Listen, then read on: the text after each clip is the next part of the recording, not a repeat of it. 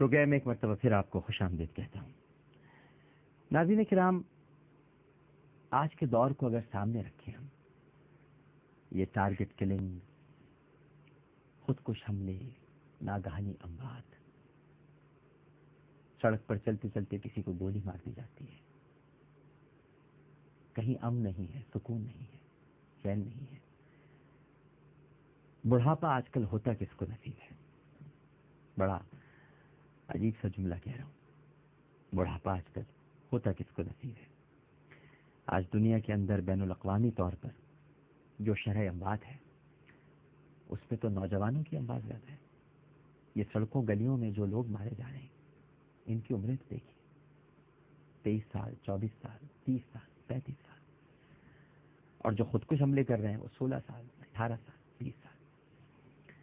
حدیث پاک میں آتا ہے کہ روزانہ حضرت اسرائیل علیہ السلام جو قبض روح پر مامور ہیں، ہر گھر پر دستک دیتے ہیں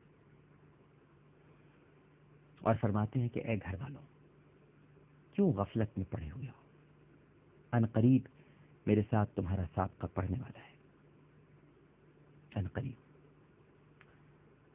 توبہ توبہ، اے اللہ توبہ۔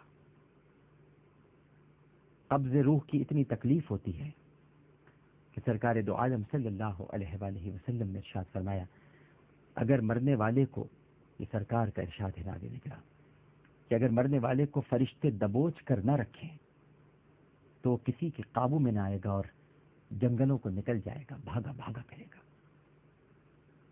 قبض روح کی اس قدر تکلیف ہوتی ہے۔ ایک اور روایت میں آتا ہے ناظرین کرام کہ نبی کریم صلی اللہ علیہ وآلہ وسلم کا ارشاد پاک ہے کہ روح قبض کرنے کی اتنی تکلیف ہوتی ہے کہ اگر 1000 تیز دھار کی تلواروں سے یک بارگی حملہ کیا جائے اور اس کو ٹکڑے ٹکڑے کر دیا جائے تو وہ تکلیف نہیں ہوتی جو تکلیف روح قبض کرنے کی تکلیف ہوتی ہے۔ یہ فرشتے دبوچ لیتے ہیں۔ تبھی آپ نے سوچا کہ دم کیسے نکلے گا، آسانی سے نکلے گا یا مشکل سے نکلے گا؟ اور اگر کلمے کے ساتھ رخصتی چاہتے ہیں، جو ہم سب چاہتے ہیں، میں بھی چاہتا ہوں، آپ بھی چاہتے ہیں، تو پھر اس کا انتظام کیا ہے؟ کوئی انتظام کیا بھی ہے کہ نہیں کیا ہے؟ رمضان المبارک کا مہینہ ہے، بتائیے ہے کوئی انتظام؟ قبر کے اندر کیا حالات اور کیا معاملات پیش آئیں گے، کیا واقعات پیش آئیں گے؟ قبر میں کس طرح بھیجا جائے گا؟ نکیرین کے سوالات کس طرح ہوں گے؟ پرچہ تو آؤٹ کر دیا گیا ہے۔ کبھی تیاری کی ہے ایسے پرچے کی؟ کوئی ہے تیاری؟ جو سوالات آپ تک پہنچ گئے ہیں ان کے جوابات کی ہم سب نے مل کر کیا تیاری کی ہے؟ 8 سوال ہوں گے، 8 سوال پہ فیصلہ ہو جائے گا۔ 3 قبر کے سوال ہیں ناظرین کرام، اور 5 سوال قیامت کے میدان کے، بس۔ اور سپلیمنٹری نہیں ہوگی، نو سپلیمنٹری۔ کوئی ضمنی پرچہ نہیں ہوگا، کوئی ضمنی امتحان نہیں ہوگا، فیصلہ ہاتھ در ہاتھ ہوگا، کوئی رو رعایت نہیں ہوگی۔ بخشش کے مواقع دے دیے گئے، ایسی راتیں دے دی گئی جن راتوں میں اس وقت آپ رمضان المبارک میں جی رہے ہیں۔ بڑے خوش قسمت ہیں ہم لوگ کہ ہمیں رمضان المبارک ملا۔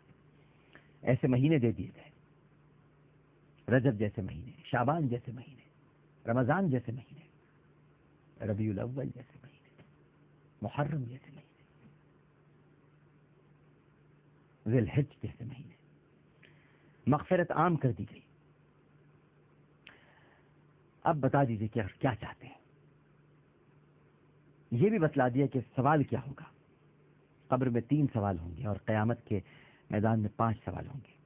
بس ان سوالات کی تیاری کر لیجیے، یہی تو کرنا ہے۔ سب کچھ اسی میں بھائی۔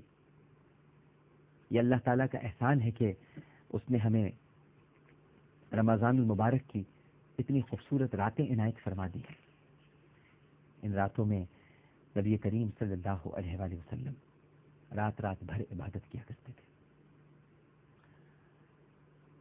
قیام اللیل، رات رات بھر ختمی مرتبہ صلی اللہ علیہ وآلہ وسلم اپنے رب کے حضور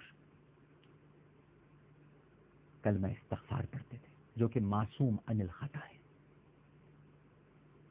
جن کے بارے میں یہ تصور بھی بڑے ادب کے ساتھ عرض کروں کہ کفر ہے کہ آپ سے کوئی خطا سرزد ہو گئی، کفر ہے یہ تصور بھی، لیکن اس کے باوجود آپ استغفار کرتے ہیں امت کی تعلیم کے لیے۔ اور بعض روایتوں میں آتا ہے کہ جب آدمی صدق دل سے گناہوں کا معترف ہو کر شرمندگی اور ندامت کے ساتھ دو رکعت نماز توبہ اس طرح پڑھتا ہے کہ پہلی رکعت میں قل یا ایھا الکافرون اور دوسری میں قل ھو اللہ احد، اور پھر سلام پھیرنے کے بعد التحیات کی ہیئت میں بیٹھا رہتا ہے اور 70 دفعہ اپنے گناہوں پر استغفار کرتا ہے کہ استغفر اللہ واتوب الیہ، استغفر اللہ واتوب الیہ، استغفر اللہ واتوب الیہ، تو وہ مصلی سے اٹھنے بھی نہیں پاتا کہ اس کی اور اس کے ماں باپ کی مغفرت کر دی جاتی ہے اور جنت کا فیصلہ سنا دیا جاتا ہے۔ بعض روایتوں میں نبی کریم صلی اللہ علیہ وآلہ وسلم ارشاد فرماتے ہیں کہ گناہوں سے توبہ کرنے والا تو ایسا ہے کہ جیسا اس نے گناہ کیا ہی نہ ہو۔ توبہ کے لیے 4 باتوں کی ضرورت ہے ناظرین کرام۔ جو ہم نے گناہ کیے ہیں، چھوٹے بڑے، ظاہری باطنی، دانستہ غیر دانستہ، ان پر پشیمان اور شرمندہ ہونا چاہیے۔ ہم مجرم ہیں، ہم قصوروار ہیں، اللہ تعالیٰ نے مہربانی فرمائی ہوئی ہے، ستاری فرمائی ہوئی ہے، ستار العیوب ہے، عیوب پر پردے ڈالتا ہے، ہمارے گناہوں کو چھپایا ہوا ہے۔ اگر ہمارے عیب اور گناہ کھل جائیں، سوچئے تھوڑی دیر کے لیے، اور ہمارے یہ سارے ستر ظاہر ہو جائیں، تو کیا ہم پر کوئی تھوکنے کے لیے بھی تیار ہوگا؟ سچ کہہ رہا ہوں، ہم پر کوئی تھوکنے کے لیے بھی تیار نہیں ہوگا۔ تو پہلی بات یہ کہ گناہ پر شرمندہ ہونا، نادم ہونا دل میں، اور دوسری بات یہ ہے کہ جن گناہوں کو ہم کر رہے تھے اب ان گناہوں کو چھوڑ دیا جائے، توبہ اسی کو کہتے ہیں۔ اور تیسری بات یہ کہ پختہ ارادہ کر لے کہ جو گناہ میں نے کیے تھے اب ان کے قریب نہیں جاؤں گا، اور اللہ تعالیٰ سے مدد مانگ لے اس بارے میں۔ اور چوتھی بات یہ ہے ناظرین کرام کہ کسی کا مالی حق ہو یا جانی حق ہو تو وہ ادا کر دے یا معاف کر دے یا کرا لے۔ جب آدمی کیے پر پچھتاتا ہے اور کیے ہوئے کو چھوڑ دیتا ہے اور آئندہ بچنے کا پختہ ارادہ کر لیتا ہے تو اللہ سبحانہ و تعالی اس کو ایسا معاف کرتا ہے کہ جیسے وہ ابھی ابھی اپنی ماں کے پیٹ سے پیدا ہوا ہے۔ اتنا پاک و صاف کر دیتا ہے میرا پروردگار۔ یہ اللہ تعالیٰ کا احسان ہے ناظرین۔ یہ مقدس راتیں، یہ برکت والی راتیں، یہ برکت والے دن اللہ تعالیٰ نے ہمیں نصیب فرما دیے، اور مغفرت اور نجات اسی مہینے میں پوشیدہ ہے۔ اس کے ہر عشرے میں کوئی نہ کوئی تحفہ ہے، تحفے کو حاصل کر لیجیے۔ اللہ تعالیٰ نے یہ مبارک مہینہ بلا استحقاق حضور اکرم صلی اللہ علیہ وآلہ وسلم کے وسیلے سے ہمیں عطا فرمایا ہے۔ اللہ تعالیٰ ہم سب کو توبہ کرنے کی توفیق عطا فرمائے۔ پروگرام پیش کرتے ہوئے مجھ سے کوئی غلطی، کوئی سہو تو اپنے رب کے حضور معافی کا خواستگار ہوں، اور اگر میری کوئی بات آپ کو ناگوار گزری ہو تو آپ سے بھی بہت معافی مانگتا ہوں اور معافی چاہتا ہوں۔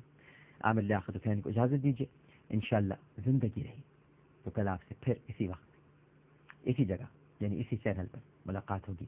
اللہ حافظ۔